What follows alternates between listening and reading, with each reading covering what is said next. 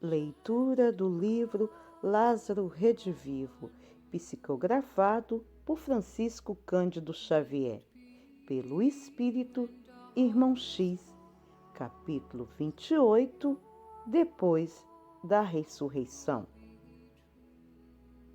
Contou-nos um amigo, logo após a ressurreição do Cristo, houve grande movimentação popular em Jerusalém. O fato corria de boca em boca. Sacerdotes e patriarcas, negociantes e pastores, sapateiros e tecelões discutiam o acontecimento. Em algumas sinagogas, fizeram-se ouvir inflamados oradores, denunciando a invasão galileia. Imaginem! Exclamava um deles da tribuna, diante das tábuas da lei. Imaginem que a mulher mais importante do grupo, a que se encarregou da chamada mensagem de ressurreição, é uma criatura que já foi possuída por 7 demônios. Em Magdala, todos a conhecem. Seu nome rasteja no chão. Como aceitar um acontecimento espiritual por intermédio de pessoa desse Jaís? Os galileus são velhacos e impostores. Naturalmente, cansados da pesca, que lhes rende parcos recursos, atiram-se em Jerusalém a uma aventura de imprevisíveis consequências. É indispensável reajustar impressões. Moisés, o maior de todos os profetas, o salvador de nosso povo, morreu no Monte Nebom, contemplando a terra da promissão, sem poder penetrá-la. Nota: Nebom. Monte situado na Jordânia, onde Moisés, antes de morrer, contemplou toda a terra santa. Por que motivo um filho de carpinteiro, que não foi um doutor da lei, alcançaria semelhante glorificação? Acaso não foi punido na cruz como vulgar malfeitor? Se os grandes profetas da raça que se mantêm sepultados em túmulos honrosos não se fazem ver nos céus, como esperar a divina demonstração de um homem comum, crucificado entre ladrões na qualidade de embusteiro e mistificador? A argumentação era sempre ardente e apaixonada. Na sinagoga em que se congregavam os judeus da Bataneia, outro orador tomava a palavra e criticava acerbamente. Nota: Bataneia. Bataneia, forma aramacizada e helenizada do nome Bassã, região a leste do lago de Tiberíades, chamada hoje de Aurã.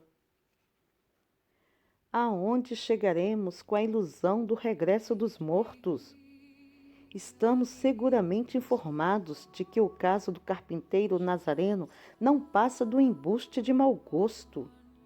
Soldados e populares viram os pescadores galileus subtraindo o corpo ao túmulo depois da meia-noite e, em seguida, como é de se presumir, mandaram uma certa mulher, sem classificação, começar a farsa no jardim. E, cerrando os punhos, bradava: os criminosos, porém, pagarão, serão perseguidos e exterminados, sofrerão o suplício dos traidores no átrio do templo. Apenas lamentamos que José de Arimateia, ilustre homem do Sinédrio, esteja envolvido no desprezível assunto. Infelizmente, o túmulo execrável situa-se em terreno que lhe pertence. Não fora isso, iniciaríamos hoje mesmo a lapidação de todos os culpados. Lutaremos contra a mentira, puniremos os que insultam nossas tradições veneráveis, honraremos a lei de Israel. E as opiniões chocavam-se em toda parte, como fogos acesos. Os discípulos para receber as visitas espirituais do mestre e anotar-lhes as sugestões, reuniam-se secretamente a portas fechadas. Por vezes, escutavam as chufas e zombarias que vinham de fora. De outras, percebiam o apredejamento do telhado, circunstâncias que os obrigaram a continuadas modificações. Não fixavam o ponto de serviço. Ora, encontravam-se em casa de parentes de Filipe. Ora, agrupavam-se na chouparia de uma velha tia de Zebedeu, o pai de João e Tiago. No meio tão vasto de intrigas e vaidades sem conta, era necessário esconder a alegria de que se sentiam possuídos, cultivando a verdade ao calor da esperança, em épocas melhores. Simão Pedro e os demais voltaram a Galiléia para vender o campo e seguir o mestre, como diziam na intimidade. Estavam tocados de fervor santo. A ressurreição enchera-lhes a alma de energias sublimes e até então desconhecidas, que não fariam pelo Mestre ressuscitado. Iriam ao fim do mundo ensinar a boa nova, venceriam trevas e espinhos, pertenceriam a ele para sempre. Reorganizaram, pois, as atividades materiais e regressaram a Jerusalém, a fim de dar início à nova missão. Instalados na cidade, graças à generosa acolhida de amigos que ofereceram a Simão Pedro o edifício destinado ao começo da obra, consolidou-se o movimento de evangelização. Os aprendizes, depois do Pentecostes, haviam criado novo ânimo. Suas reuniões íntimas prosseguiam regulares e as assembleias de caráter público efetuavam-se sem impedimento. As fileiras intermináveis de pobres e infelizes, precedentes dos vales de imundos, lhes batiam a porta, recebendo carinhosa atenção a esse espírito de serviço aos filhos do desamparo, conquistando-lhes, pouco a pouco, valiosos títulos de respeitabilidade, reduzindo-se, de algum modo, o número dos escarnecedores, compelidos, então, a silenciar, pelo menos até quando as autoridades favorecessem novas perseguições. Todavia, continuava o problema da ressurreição. Teria voltado Cristo? Não teria voltado? Perseguiam os atritos da opinião pública, quando algumas pessoas respeitáveis lembraram ao Sinésio que fosse designada uma comissão de 3 homens versados na lei para solucionar a questão com os discípulos. Efetuariam um interrogatório, exigiriam provas cabais. Aprazada a ocasião, houve rebuliço geral. Agravaram-se as divergências e surgiram os mais estranhos pareceres. Por isso, no momento determinado, grande massa popular reunia-se à frente da modesta casa, onde os apóstolos galileus atendiam os sofredores e ensinavam a nova doutrina. Os 3 notáveis varões, todos filiados ao farisaísmo intransigente, penetraram a residência humilde com extrema petulância. E Simão Pedro, humilde, simples e digno, veio recebê-los. Efetuado o preâmbulo das apresentações, começou o inquérito verbal, observado por 2 escribas do templo. Jacobe, filho de Berseba, o chefe do trio, começou a interrogar. É verdade que Jesus, o Nazareno, ressuscitou? É verdade, confirmou Pedro, em voz firme.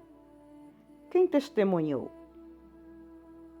Nós, que o vimos várias vezes depois da morte. Podem provar? Sim, com a nossa dignidade pessoal na afirmação do que presenciamos.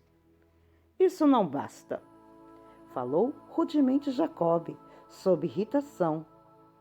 Exigimos que o ressuscitado nos apareça. Pedro sorriu e replicou: o inferior não pode determinar ao superior. Somos simples subordinados do Mestre, a serviço de sua infinita bondade. Mas não podem provar o fenômeno da ressurreição? A fé, a confiança, a certeza são predicados intransferíveis da alma. Aduziu o apóstolo com humildade. Somos trabalhadores terrestres e estamos longe de atingir o convívio dos anjos. Entreolharam-se os 3 fariseus com expressão de ira e Jacob interrogou, trovejante: que recurso nos sugere então, miserável pescador? Como solucionar o problema que provocaram no espírito do povo? Simão Pedro, dando mostra de grande tolerância evangélica, manteve-se imperturbável, serenidade e respondeu: apenas conheço um recurso. Morram os senhores, como o mestre morreu, e vão procurá-lo no outro mundo e ouvir-lhe as explicações. Não sei se possuem bastante dignidade espiritual para merecerem o encontro divino, mas sem dúvida é o único meio que posso sugerir. Calaram-se os notáveis do Sinédrio, sob enorme estupefação. No silêncio da sala, começaram a ecoar os gemidos dos tuberculosos e loucos mantidos lá dentro. Alguém chamava Pedro com angústia. O amoroso pescador fitou sem medo os interlocutores e pediu: deem-me licença, tenho mais que fazer.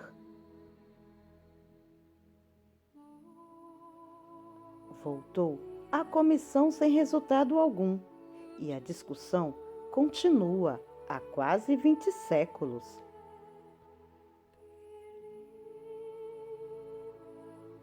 Nota particular do nosso grupo de leitura.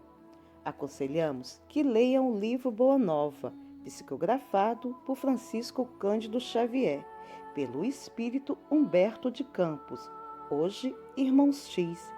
Está disponível em nossa lista de reprodução, a fim de que entenda melhor este capítulo, depois da ressurreição.